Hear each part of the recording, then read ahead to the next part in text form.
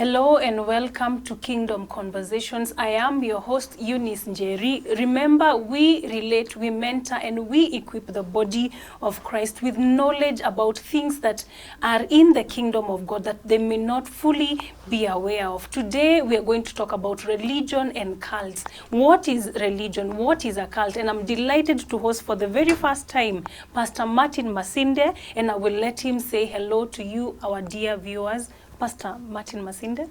Thank you very much, Sister Eunice, for having me on your show. Yes. Our viewers, thank you very much. My name, as you heard, Pastor Martin Masinde. I'm born again, the Lord Jesus Christ, my Savior.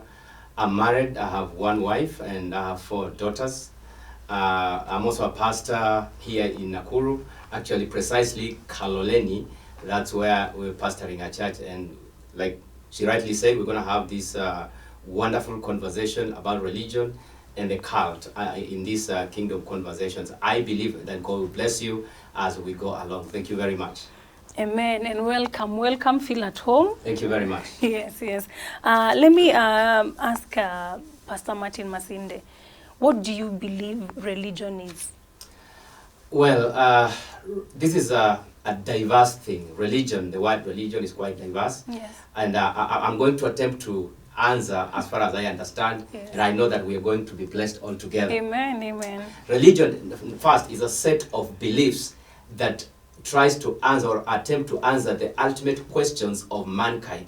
Human beings have got so many questions that they are asking about what is the ultimate, the ultimate thing about mankind on this planet Earth. Where will man end up after, when he exits this world? Where will he end up? So religion actually tries to answer the many questions that mankind have.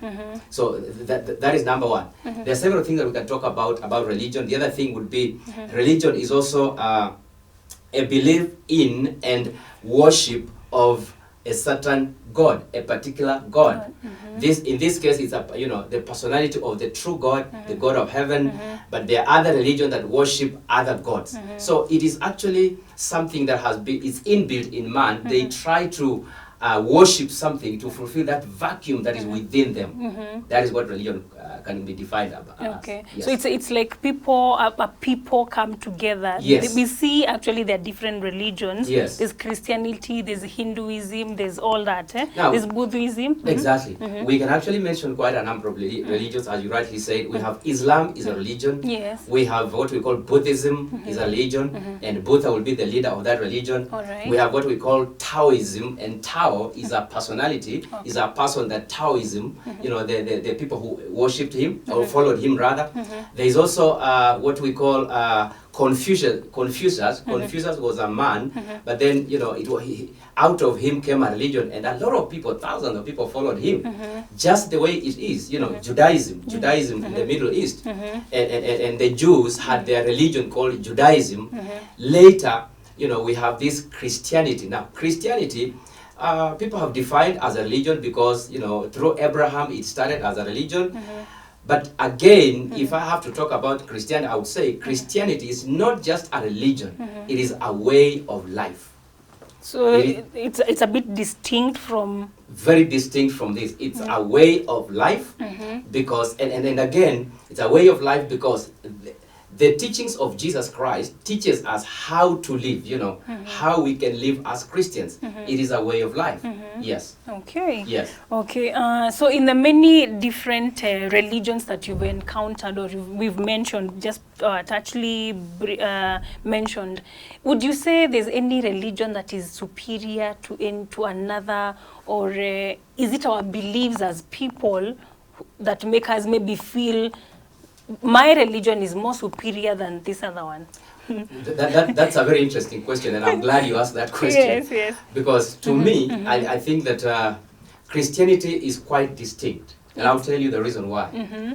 Every other leader of those religions they died, never claimed to resurrect. It's only in Christianity where Jesus said, I will die, but after 3 days I will resurrect. Now history has shown that that's exactly what happened. He died, he resurrected, Historically, it is recorded. He appeared to so many people. Yes. Now, these other religions, Muhammad died of Islam, Confucius, he died, never rose. You know, talk about Tao, in Taoism, he died, never rose.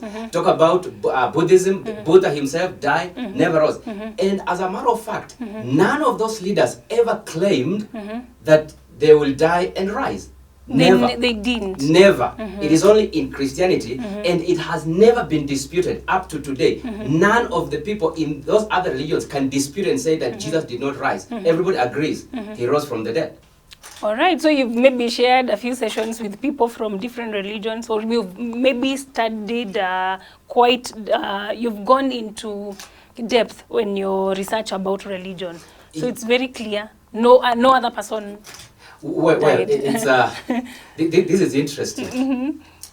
Christianity is an interest. It's I wouldn't use the word interesting. I would say, like the book of Hebrews. The book of Hebrews talks about Jesus Christ, and the theme of the book of Hebrews is actually the superiority of Christ above all else. All right, the superiority of Christ, Jesus Christ above all else. Okay. Meaning, others, you know, like those other leaders of other religions. Now, when it comes to Christ, he's superior. In this sense, what he said exactly came to happen. He rose from the dead, and he's alive. And he rose after 3 days, After just like 3 he days, had precisely the way he had said. After 3 days, he rose. Now, it's interesting when you read the Quran. I've a little bit studied the Quran, and the Quran, you know, there are questions in the Quran, and Muhammad himself tells his followers, he says, if there is anything you do not understand in this Quran, you can consult in the Injil. Injil is the 4 Gospels: Matthew, Mark, Luke, and John. This is Muhammad himself saying. If there's anything we don't understand. Saying, if you don't understand anything in this Quran, consult the Injil. It is recorded in the Quran that the leader of the Injil is Jesus Christ. They consider him a prophet. So they say that is the prophet of the Injil, the 4 Gospels. Matthew, Mark, Luke, and John. So he tells his followers, if you don't understand anything in this, consult Injil. Meaning, he acknowledged the superiority of Jesus Christ. The Muhammad superiority himself. of Muhammad himself. Wow. Meaning, he acknowledged, he said, he's telling them in the Quran, he said, and every Muslim will tell you what I'm telling you. That if you don't understand anything in this Quran, consult from the Injil. This Injil is led by Jesus Christ. The Quran acknowledges Jesus Christ as the prophet, the leader of the Injil, the gospel. Wow. So that is the superiority of Christianity. Yes. Wow. So we actually distinct. The religion, Christianity as a religion is actually very distinct. Very distinct. Yes. Wow, that's very good. Yes. So Pastor Martin Masinda, Yes. what is a cult then? Because we have been hearing all manner of things in the media. We have been seeing things that Yes. are cultish. What is Yes. a cult according to And you? allow me just before we go to the cult. the cult, okay. Yes, let me finish by this religion. All There's right. something very important about religion. Okay. Religion happens to be one of the 7 spheres of influence. When I say sphere, I mean areas of influence. So religion is one of the 7 areas of influence in the society, because there are 7 areas of influence in the society. Now, this is how important now religion is. Wow. And I'm going to quickly just mention to you the other 7. Family is one of them. Yeah. When a family is strong with values, you know, in the home, Yes. we'll have a strong church, we'll have a strong nation. If we have weak families, we'll have weak churches, we'll have weak nation. Very true. Because the church is the accumulation of families together. The nation is the accumulation of families together. So family is an influence upon the society. Number 2 is economy. The economy. Economy. Very, yes, When an a influencer. country is economically strong, it will control the whole world. Very That true. is why the Western countries like the US, like the UK, like Japan, the China, those are powerful economical countries. Yes. You know, they have a say in what goes on around the world. Very true. Yes, so economy is number 2. And number 3 is education. A nation that gets education will do a lot of things. We are here speaking English. We were not born speaking English, but we went to school. We went to school. Exactly. It's true. It's Exactly. very true, yes. And number 3 is government. You know, That's why politicians want to control, be in government.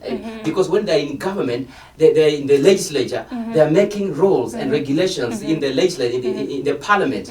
You know, they want to be in the executive, they want to be in judiciary. You know, so government is very important. That's number 4 thing, which is a sphere of influence upon the society. Yes. And number 5 is what we call arts and media, where we are right now.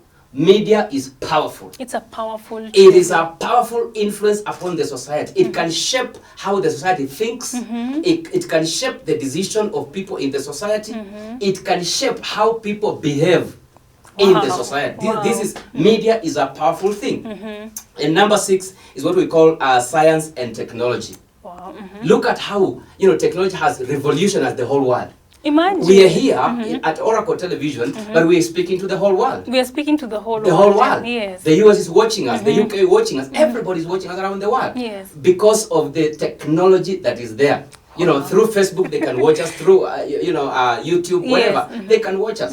You know, so these are what I'm calling the sphere of influence. So religion is number 7, which happens to be, it shapes how people think, the way of life, how people behave, how people make decisions. Religion is another powerful sphere of influence. Wow, and let me touch on religion. When you say it's a powerful sphere of influence, Yes. Religion can also be a very emotive subject. Exactly. Because, you know, we are many, we are Christians, we are Muslims, we are Buddhists, we are all manner of people. And many times you find a debate where nobody wants to think of their religion lesser than any other person's religion. Exactly. Now, okay. That was actually just adding on to that. This is true. But one of the things about religion is that it touches on values. On values. Buddhists will tell you killing is bad.